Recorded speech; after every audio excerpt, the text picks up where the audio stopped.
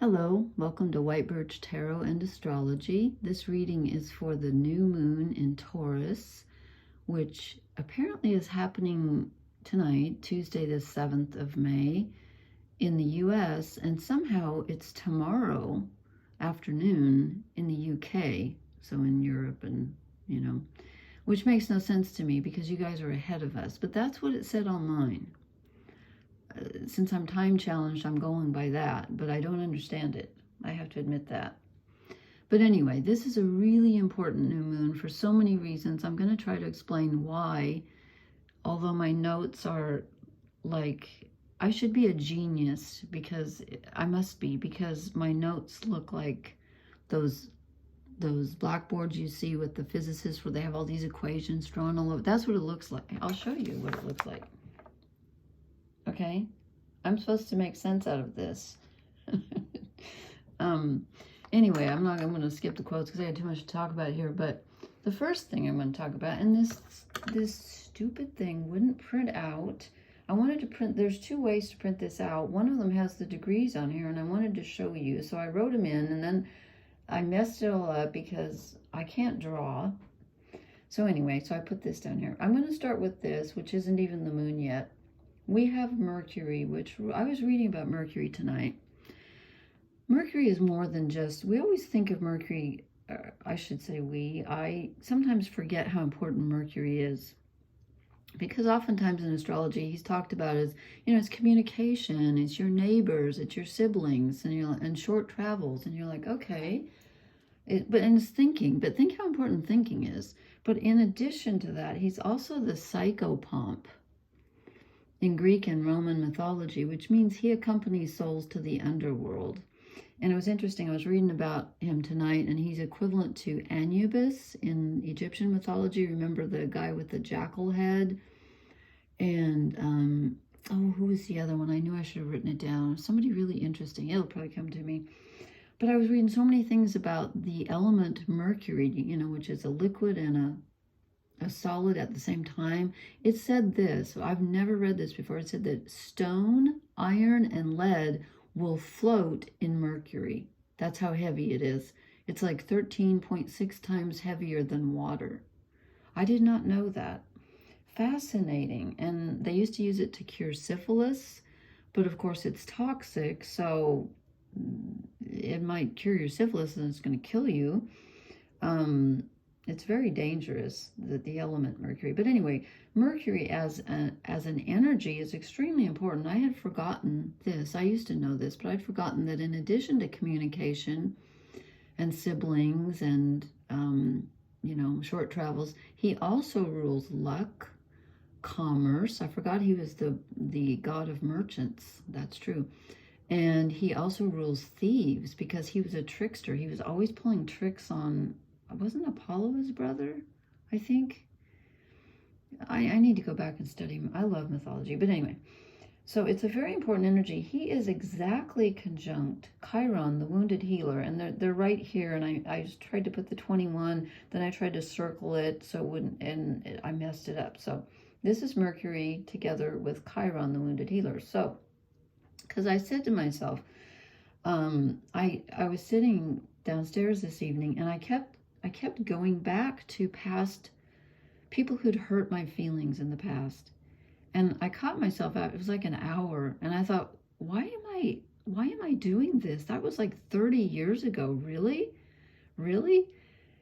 And then I came upstairs and I was getting ready to post. And I looked at the astrology and I thought, oh my God, Mercury, the god of thinking, your brain thinking, is together with Chiron, the wounded healer. These are childhood wounds. They're all wounds, but they generally, as I said last time, the foundation is generally in your childhood because, it just is. But you can get triggered. Your childhood wounds can get triggered. And I thought, that's why I'm thinking about, kept thinking about this one person in particular. I haven't seen him in 30 years. And I thought, why are you all triggered about this? So, if you're sitting around thinking about past hurts, don't be surprised, okay? And So here's the new moon. The moon and the sun are together, which is a new moon. They're at 18 degrees of Taurus, which is an earth sign. And I'm thinking this should really ground us. And, you know, Taurus is sensuality and the physical world and spring and things blooming and loving a hot bath and the scent of a flower and a back rub. And, you know, it's very fertile and it rules the body. And I said to myself, why do I feel like my finger's plugged into a light socket? Okay, I don't feel grounded. And then I saw, oh, okay, it's conjunct Uranus, which, again, depending on where Uranus is in your chart, that may not feel like that to you. To me, it always feels like electric energy, and it rules electricity. But I was thinking, okay, so we have this new moon, which is the sun and the moon together, conjunct Uranus, who rules Aquarius. So it ties in, Pluto's tied in here, and I'm going to try to make a thread here and see if I can do it. And also, what else was I going to say? And also, it's sextile, which is 60 degrees, which is positive. Saturn, which is very grounding, which is commitments, responsibilities, you know, to what are you committed? And with the moon involved, the moon is your emotions. It's like, what emotionally are you tied to that you feel responsible for in a good way and perhaps in a very heavy way? And again, a sextile is generally a good aspect, but I've been feeling very heavy responsibility energy today. And now I feel like I forgot to say something because I keep interrupting myself. But anyway, Pluto's involved in this because Pluto and Saturn are in a semi-square, which is 45 degrees, and it's a negative aspect. And let's see if I can follow my thread here. Okay, so this new moon is conjunct Uranus and is widely conjunct Jupiter also. Okay, because there's only, what's that, 7 degrees apart. That's a little bit much for transiting planets. Natal planets can go 9 degrees and be conjunct, but this is only 4. But so I'd say a little bit of Jupiter energy there, but mostly Uranus, okay, in Taurus. So Uranus rules sudden change, new perspectives, the collective consciousness. You might be scanning new ideas through your head and thinking, I could do this or I could do that. But I know one thing, you're wanting something new and different in your life, like in reality. You don't want to just think about it, you want to do it. You're looking around you thinking, this doesn't feel good enough. I want something different. That's what this Uranus brings in. And again, the Saturn energy, even though it's a positive aspect, I still feel like this could be a conflict where you're thinking, yes, but I'm responsible for this. Maybe, okay. It can also stabilize your ideas, but, oh, and here's what I noticed. I said to myself, that's interesting. This is an aspect, Saturn's an aspect to the new moon, and so is Uranus. Saturn and Uranus together are the rulers of Aquarius. Okay, Pluto's in Aquarius. Let me see if I can follow my thoughts here. I wrote this one down so we get it. Pluto rules Scorpio, which is opposite Taurus. And we had our last eclipse in, didn't we? Yeah, didn't we just have a lunar eclipse in Scorpio? Yeah, we did. I'm sure we did. So there's a tie in here. Pluto's involved in this, even though he's clear over here in an air sign. He's aspecting Saturn. He's involved in this. I feel his presence because I feel some very, and anytime there's the opposite sign's always kind of involved. And remember, Scorpio rules the personal subconscious. So does Pluto, because Pluto rules Scorpio.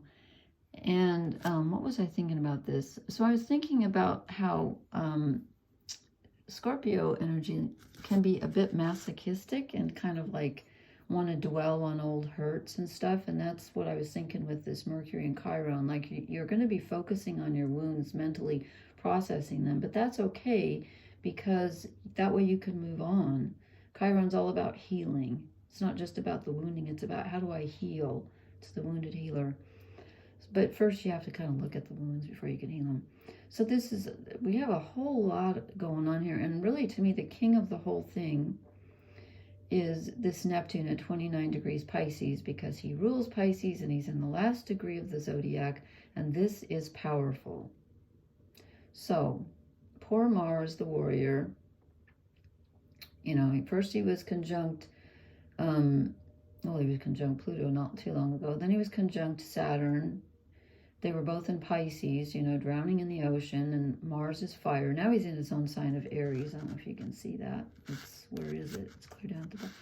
It never shows, it shows different when I see it. Here's Aries. Mars is in Aries where he likes to be, but he's still kind of waterlogged from being conjunct Neptune, who's, you know, as I said, in Pisces, which he rules at the last degree. That is so powerful. Last degree of the entire zodiac. Karma, karma, karma. Karma chameleon. Now he's approaching the north nodes, which is our purpose and our pathway, but he's going to come upon Chiron pretty soon, and, you know, we'll talk about that later. But I just feel like Mars is, you know, rules your passion and your desire, your motivation. I just feel like he's really tired right now. And also I feel like you could have sudden anger, like just be triggered suddenly with anger, even though Pluto and Mars, am I correct? Yeah, Pluto and Mars right now are in a positive 60-degree angle to each other. That's good, but I still feel like there could be some sudden flare-ups of anger. But this does bring up stuff from the subconscious, and you might be feeling it in your body, because Mars is more of a physical energy than a mental energy. But again, we have Mercury over here, the mental energy. Okay, so I don't want to go on all night about this, but it's a fascinating chart, because we have mostly fire and earth, but we do have Pluto in an air sign, and we have the south nodes in an air sign, and we have Saturn and Neptune in a water sign, but the rest is all fire and earth, most of it. Okay. So, did I want to say anything else? And last night I was reading about astrology, because I love to online, and I'll just tell you this quickly. I was on some page, I don't even know where I was, and it said that the new moon is engaging with Uranus, and this began in July of 2023, when the new moon was in Cancer. I did not realize that the new moons have been engaging with Uranus since then. And it said this can be equated with like lightning and tornadoes, because Uranus is like sudden, you know, it's like lightning coming. Where's Uranus? No, I've lost him. Here he is. It literally rules electricity, and it's like ideas coming in like lightning bolts, one after the other. It can be kind of scattered, but sudden, fresh insights and new perspectives. So I was literally reading this thing that was talking about lightning and tornadoes while I had the TV on, because we were having a massive thunder and lightning storm, and one bolt of lightning hit so close to my house. It had to be less than, I'm going to say it was not more than 50 feet away, because it was simultaneous. The sound and usually you see the lightning first, and then you hear the thunder, and you can actually gauge how far away it is. My husband taught me this by counting the seconds. Every 10 seconds between the flash of lightning and then the thunder is a mile. Well, this was instantaneous. I saw the light, I went, oh my God, and boom, the whole house shook. And then I'm looking at the TV, watching the weather, because they said we could have tornadoes, and 2 tornadoes touched it down. One was about 25 miles from me, and one was about 12 miles from me. And each one traveled 6.5 miles on the ground, and one traveled 5.5 miles on the ground. I mean, they tear up everything in their path. So I was like nervous, you know. And in fact, that's why I didn't post last night. I had to be ready to run down in the basement. But I'm reading that, and it says, you know, like it could feel like lightning and tornadoes. I'm thinking, well, that's weird, because that's what I'm having. But so how do we tie this all together? You're getting a lot of new thoughts, and you're trying to think about how you can literally change your life. But you've got to remember, and at this time too, you could be like reviewing who or what, to whom or to what do you feel obligated in an emotional way. Okay, but you're, so, okay. I could go on all night. I won't. Okay. I hope that's not too confusing. It's a lot of energy. So then I pulled 3 fairy cards. Whoops. Ooh, one just stuck to the... It fell down. Okay.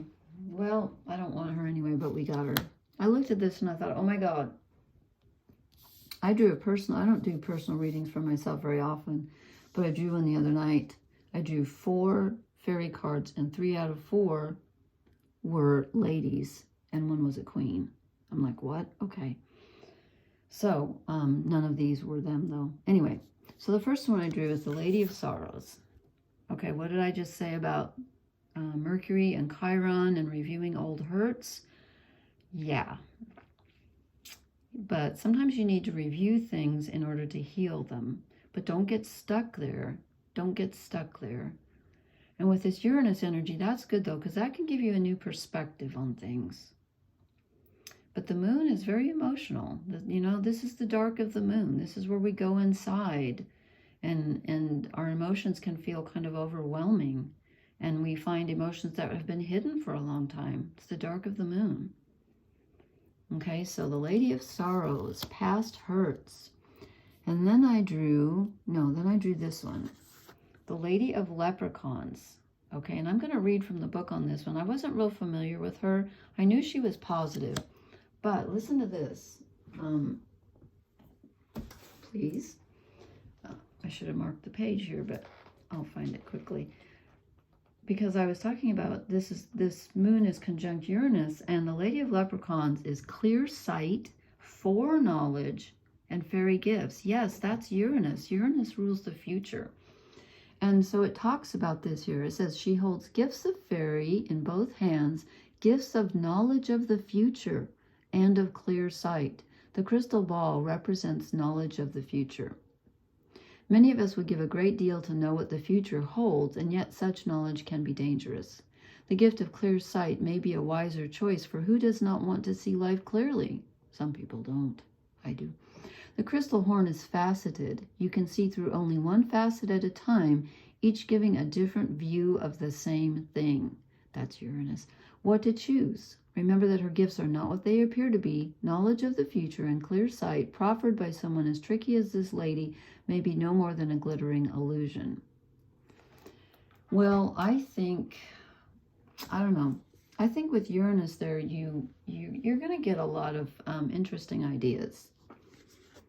And with Saturn in good aspect also, I think they might be more solid than she's, you know. I know fairies can be tricky, but I think that you might get some good solid downloads from this. And then the last one I drew, and I have an overall energy card too, but I drew the Queen of Shadows. I'm like, oh no. I knew Pluto was like, even though Pluto's not really aspecting the moon as such, since it's aspecting, what did I say, Saturn? Where did I write that? Come on, I know you're on here. It's too much, yeah. Oh, I didn't say this. Pluto's retrograde at the moment. Pluto is sextiling, which is a positive aspect, Mars. So Pluto's in Aquarius at 2 degrees. Mars is at 5 degrees Aries. And that's a positive aspect. And Mars and Pluto are the co-rulers of Scorpio, which is opposite Taurus, where the moon is. So there's another connection. And so you could get some you could physically be feeling things from the subconscious, because Mars is your physical body too, and he's in his own home sign. I was looking for that Pluto aspect though. What did I say Pluto? Okay, where's the chart? Pluto and Saturn, didn't I say? Sorry. Oh my God. Ah. Okay, is this the one? No, that's Mars conjunct Saturn. Here it is, right here. I left it right on top where it should be. Yeah, Pluto and Saturn are semi-square. That's right. So Pluto is involved in this. And Uranus is at 22 degrees. Isn't that where we had the last eclipse? No. Oh, I'm sorry. Jupiter conjunct Uranus exactly was at 22 degrees Taurus.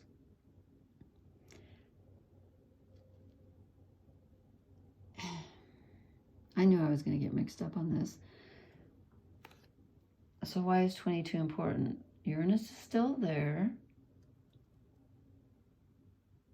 Okay, Mercury is conjunct Chiron at 21. Why was I talking about 22?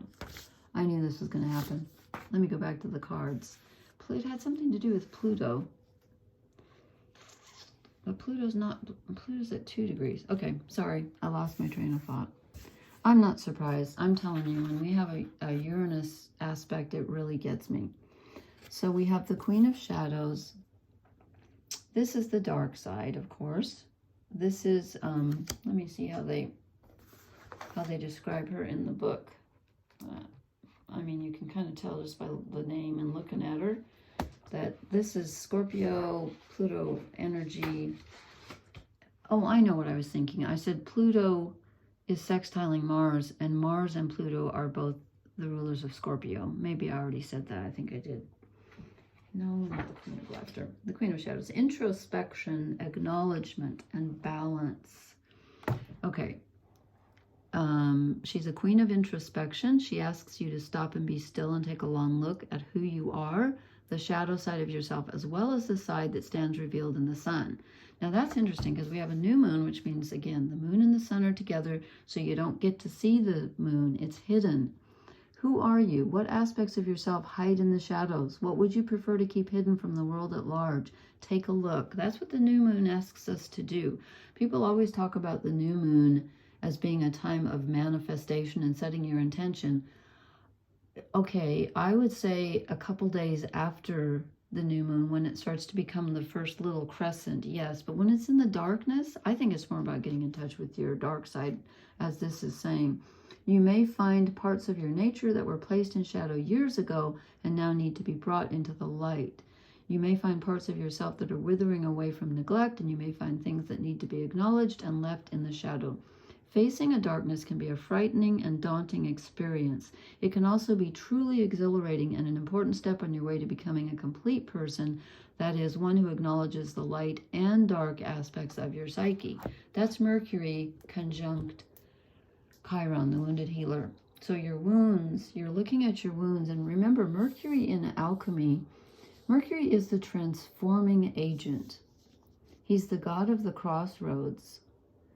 He guides you to the underworld, and he's the only god, as I've said before, that can go to the underworld and return. That's important. He's the psychopomp. I love that word. I wonder if that's where they got pompous. I'll have to look that up. I don't know. And then I drew an overall energy card from the Liz Green Mythic Tarot, and I got the Wheel of Fortune, which is really interesting. Because, you know, whenever Uranus is involved, things happen suddenly. So there could be a sudden change in the way that you look at something.